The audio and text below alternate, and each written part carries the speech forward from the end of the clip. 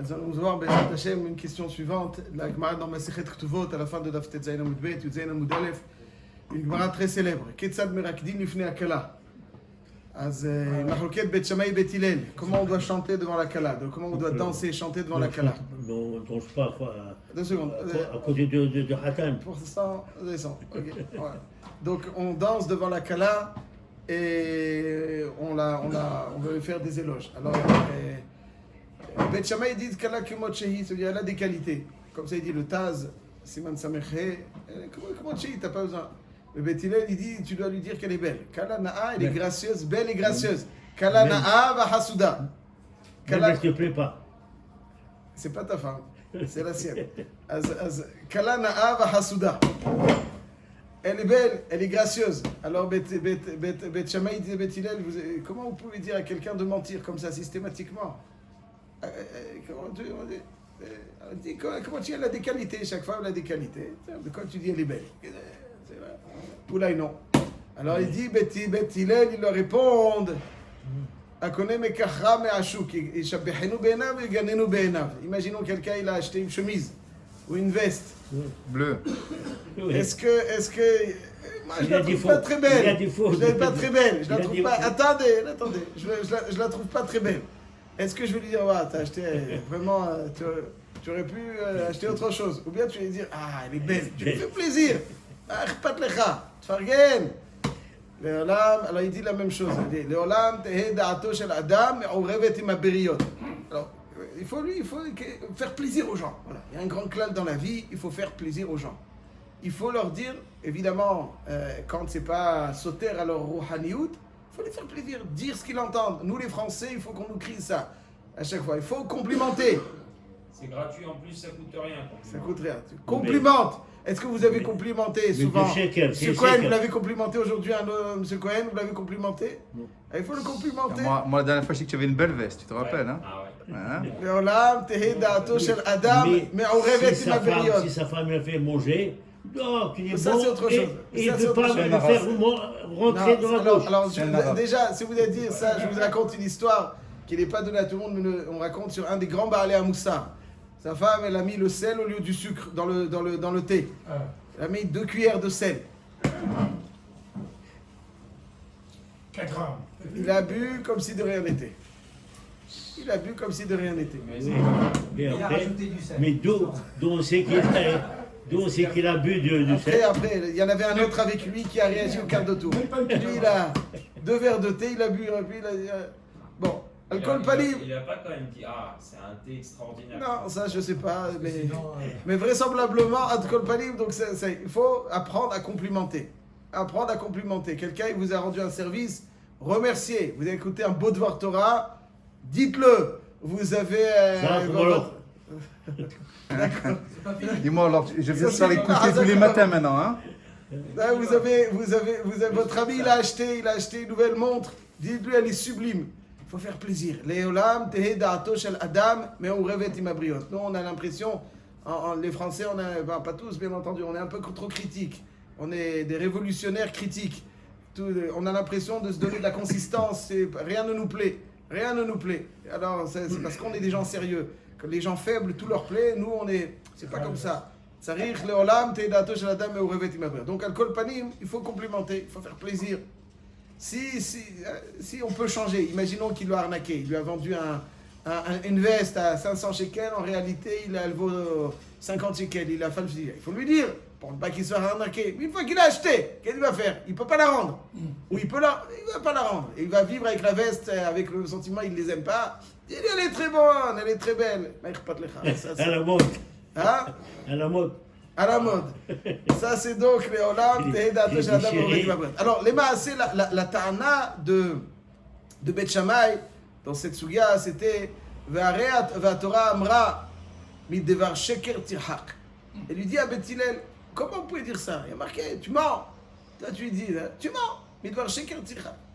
Sur ce midvar sheker tirhak, avant de revenir à cette sugia, je veux poser une petite question. Quelqu'un, une fois, a posé la question suivante. Il a acheté un objet dans un endroit, il a reçu une garantie. Il l'a perdu.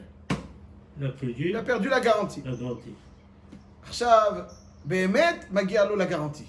L'objet, c'est pas qu'il... L'objet s'est abîmé sans qu'il ait rien du tout, il a la garantie. Maintenant, il y avait un ami à lui qui avait acheté le même objet, qui avait une garantie sur son objet. Est-ce qu'il peut utiliser la garantie de l'autre objet pour recevoir une montre? Ouais, c'est une montre. Il y a un numéro. Et il dit, sa montre à lui, elle s'est abîmée. Mais Kitsour, il pourrait utiliser. Il y a du sheker, mais c'est pour obtenir quelque chose qui bagué à l'eau, exactement, bagué à l'eau. Alors, il faut bien être au clair, c'est quoi midvar sheker tirchak? Alors, les maaseh, où est-ce qu'il y a marqué dans la Torah qu'il ne faut pas mentir? Déjà, on va voir la halacha, après on va les midot. Il y a la halacha et les midot. Ça va du brot. Il y a marqué dans la Zerta d'Ibro, il ne faut pas mentir. Demandez à l'air. Où marqué? Regardez, ils sont en haut là, les Zerta d'Ibro. Il y a marqué à Zerta d'Ibro, il ne faut pas mentir, M. Cohen? Non, vous avez raison. Il n'y a pas marqué à Zerta d'Ibro, il ne faut pas mentir. Où il y a marqué qu'il ne faut pas mentir dans la Torah? Oh! Rabbi David, il dit Midevar Sheker Tirchak. C'est pas marqué de mentir. Il y a marqué Imken dans Parashat Mishpatim et dans Parashat Kedoshim. Dans Parashat Mishpatim, il y a marqué comme ça. Lo tate mishpat evioncha berivo. C'est-à-dire que tu n'as pas le droit de pencher, lo tate, de pencher le mishpat d'un evion. Donc là, on parle au dayan. Lo tate mishpat evioncha berivo. Bidevar sheker tirhak. Venaki vetzadik al ta'arok. Fais attention, si tu condamnes quelqu'un et que après, donc c'était un dossier très difficile, et que tu l'as donné ton verdict condamné, et que quelqu'un vienne et il dit j'ai encore un élément à apporter à ce dossier, j'en peux plus. Ça y est, j'ai décidé, je ne veux pas rentrer dedans. Attention, Naki va dire on réouvre le dossier, et tu as encore un an. Khalil alecha, venaki vetzadik al ta'arok. Shohad lotikah. Qui a shohad yaver pikhim, visalev diuret tzadikim, etc. Donc là on parle au dayan. Et la Gemara dans Masechet Shvuot d'Aflamed Aleph, regardez là-bas, il y a toute une série de choses qu'on apprend de Midvar Sheker Tirchak. Par exemple, la Gemara elle dit un dayan qui a pris une position. Arrête, quand on est yoshev dans un beddin, alors souvent on a une position et on va essayer de la défendre face aux autres dayanim. Et des fois on a une position et puis on sait qu'on n'a pas trop raison. On va chercher un dayan qui sent qu'il a tort, mais il va s'acharner et s'entêter à essayer de prouver ce qu'il dit. Midvar sheker tichak, la Gemara dit. Dayan lo ya'aseh sanegor lidvarav. Il ne doit pas défendre ce qu'il a dit à tout prix. Par exemple, on n'a pas le droit d'écouter une position en l'absence de l'autre. Un Baaldin, il vient, il me raconte l'histoire, etc. Et l'autre, il n'est pas venu. Alors il ne faut pas écouter un en l'absence de l'autre. À part si on l'a prévenu, des fois. Tout ça, c'est Midvar Sheker Tirchak. Ça concerne le dayan. Le dayan n'a pas le droit, il doit s'éloigner du sheker. Il doit s'éloigner de tout ce qui pourrait l'induire en erreur. C'est ça, Midvar Sheker Tirchak. Tout ce qui pourrait l'induire en erreur. Par exemple, aussi, on dit que s'il y a des fois un talmid, bourg à Maaretz, des fois, quelqu'un qui n'a pas l'esprit droit, il peut nous embrouiller. Il faut faire attention, parce que des fois, dans les bâtés dinim, il y avait aussi des élèves qui observaient comment ça se passe. Le yeshev talmid bourg, il fait... Ça, c'est Midvar Sheker Tirchak. Donc, tous les exemples évoqués dans la Gemara, c'est les Dayanim. C'est-à-dire, au Bedin, il n'a pas le droit d'être Meshaker pour risquer un verdict erroné. Aussi, un autre pasouk dans Parashat Kedoshim, il est marqué Lo tignovu, velo techahashu, velo tekshakeru ish ba'amito. Lo tignovu, on sait, lo tignovu. L'otechahashu, c'est quoi l'otechahashu? Ça veut dire que vous n'aurez pas le droit de renier. Gneva, c'est prendre. L'otechahashu, je dois de l'argent à quelqu'un, je n'ai pas le droit de renier au beddin toujours. L'otechahashu, ça veut dire comme Rashi dit, l'otechahashu c'est quelqu'un qui va au beddin et qui renie, il jure, etc. Il est chayav kiret vachomesh. Comme c'est marqué à la fin de Parashat Vayikra. L'oteshakeru, ça veut dire on n'a pas le droit aussi de mentir. Et aussi dit, le fils chez Neymar v'nishba al shaker. Yeshalem kiret vachomesh. Ça nishba al shaker, donc l'oteshakeru ishba amito. Donc tout ça aussi on parle du beddin. Donc le issour de Midvar Sheker Tirchak et l'oteshakeru ishba amito, c'est essentiellement au beddin. Ça c'est donc le pashtout, ouais, pour beaucoup de poskim, d'ailleurs le Rambam, le Ramban qui compte les mitzvot, ils n'ont pas compté ce passouk de Midvar Sheker Tichak parmi. Pourquoi? Parce que c'est un din qui est déjà qui est Shayach Odayan. Ça veut dire quelqu'un qui raconte quelque chose qui n'a aucune conséquence. J'ai été en vacances, pas du tout. C'est Midvar Sheker Tichak, c'est un imbécile. Il n'est pas envers le mitzvah d'Aseh Midvar Sheker Tichak. Néanmoins, on voit voilà, je vous donne un exemple. Il y a une sugia dans ma Sechet, Yevamot, faire Chazara un petit peu de Yevamot. La Gemara nous raconte,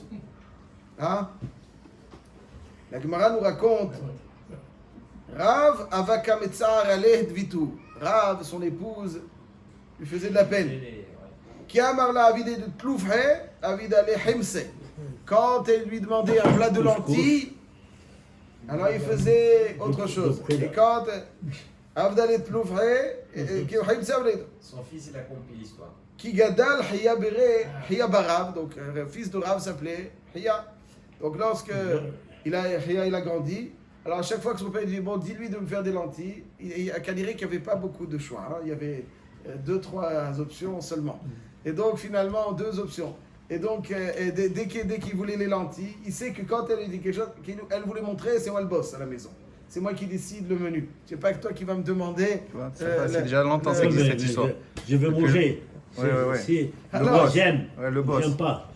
Il aimait les deux, mais des fois, elle montrait que c'est elle qui décide du menu. Voilà. C'était la rabbinite. C'était la rabbinite. Moi, je mange pas. Elle va dormir.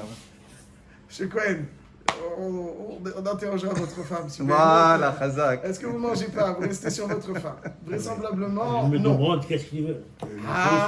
Ça c'est Ishat Haïm. Alors ici, dans ce cas-là, elle lui demandait ça, il faisait autre chose. Alors qu'est-ce qu'il a dit?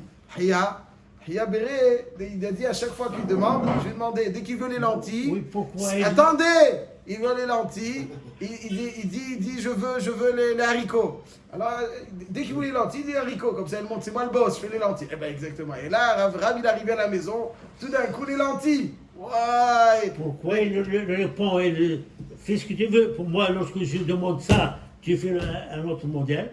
Fais ce que tu veux, tu ne demandes pas. C'est pas comme ça, c'est ce que vous aurez réagi. C'était pas comme ça. Il voulait. Alors, la Gemara nous dit, Amarlé, alors il dit Amarlé, Yala Chimer, elle a travaillé ses midotes. La Ochachel fait des progrès, elle a travaillé les midotes. Amarlé, Anaoudeka Pichnaï. Franchement, papa, je te dis la vérité, c'est moi qui inverse. Alors qu'est-ce qu'il lui dit? Des fois, celui qui sort de toi, il t'inspire, c'est-à-dire que c'est une bonne technique.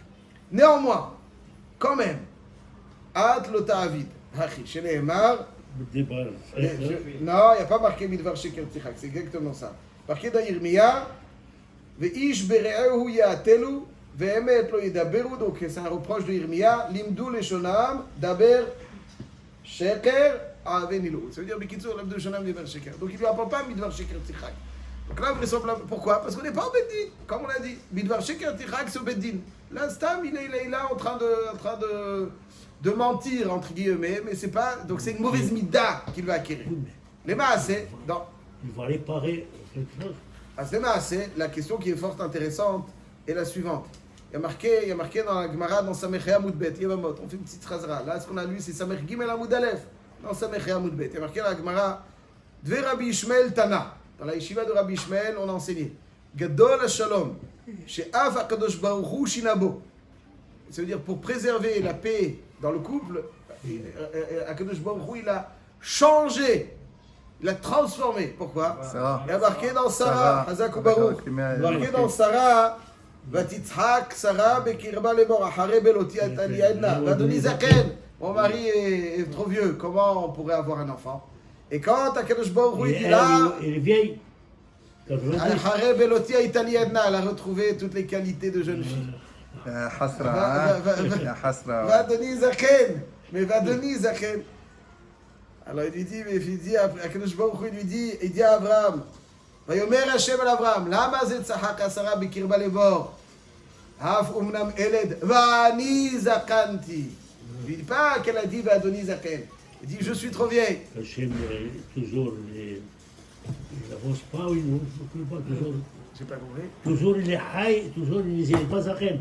Hachem. Elle parle de elle maintenant. Vadoni. Parle d'Abraham. Avram mon maître.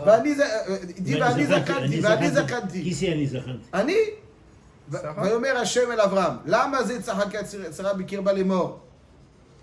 האומנם אלד, ואני זקנתי. הקדוש ברוך הוא dit à Abraham, pourquoi Sarah a dit qu'elle est trop vieille? Va'ani, elle rapporte, Va'ani zakanti. Donc il rapporte pas comme Va'ani zaken. Il dit Va'ani zakanti. Pourquoi? Alors elle n'a pas dit Va'ani zakanti. Elle a dit Va'adoni zaken. Parce que quoi, Abraham il entend que Sarah dit de lui qu'il est vieux? Il est vieux, Un homme souhaite être aux yeux de sa femme toujours aussi jeune que le premier jour. Ça lui fait plaisir. Quand on dit à quelqu'un, hier soir après, il y en a un qui a dit, il dit oui, vous êtes jeune, vous paraissez le frère de votre fils. Il était aux anges. Ouais, ben, ça fait partie des firgonis. Abraham, Tzadik, il n'a pas ça. Alors à cause de ça, en tout cas, c'est pas pour Abraham, c'est pour nous. C'est pour nous. C'est pour nous. C'est pour nous qu'on fait. Donc, Akadosh Baruch Hu arrive à changer. Pourquoi? Mipnei Hashalom. Mipnei Hashalom. Alors, comment ça se fait que Rav n'a pas permis à son fils Eshanot Mipnei Hashalom? Le pshat est comme ça. Donc, nous avons établi qu'il y a deux types de sheker. Je termine là-dessus. Il y a le type de sheker au Beit Din. Il y a le type de sheker qui n'est pas au Beit Din, mais c'est une mida. Alors la mida, c'est Mipnei Hashalom, c'est ponctuel. Après, quelqu'un qui s'habitue. Parce que la définition de Emet et sheker, il y a un Mirtav Meliaou là-dessus. Il y a un Shir Lishlomo là-dessus aussi d'ailleurs. La définition de Emet et sheker n'est pas comme on la comprend. Emet, c'est tout ce qui met de l'ordre dans le monde. Emet, Aleph, Mem, Tav. Aleph, Mem, Tav, c'est ce qui met de l'ordre. Le sheker, c'est le désordre. Shalom, c'est ce qui met de l'ordre. Donc, Moutar, Eshanot, Mipnei Hashalom. Maintenant, ceci étant dit, dans notre cas, il ne va pas au Beddin dans la garantie, ouais, je raccourcis un petit peu, il va pas au Beddin. Mais j'ai vu dans le shoot, Zechor la Avram, Prochain Mishpat, Helek Bet, Beshem, Knesset HaGedola. Knesset HaGedola. Donc, Knesset HaGedola, c'est le Rav Ben Benisti, grand sage d'il y a 400 ans. Rav Ben Benisti. Il dit, et je cite pour terminer là-dessus, quelqu'un à qui on a donné un objet à garder, on a du mal à lui. Donc on parle des arkaot.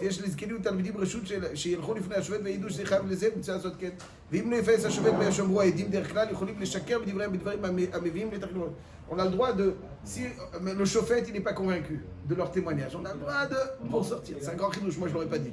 En tout cas, on parle ici vraisemblablement dans les arkaot donc, à comme c'est quelque chose qui arrive, qui nous permet donc ça, c'est remettre de l'ordre. Donc il y a deux dinim. Il y a le sheker au beddin, ça on n'a pas le droit de sortir quoi que ce soit de sa bouche. Au bezdin, l'autre est sheker, au bidvar sheker tirchak. Aval, quand on n'est pas au beddin, alors il y a une mida. Il y a une mida. Quelqu'un, Dover Shekarim, il dit David Amelech, lui connaît les Gerena.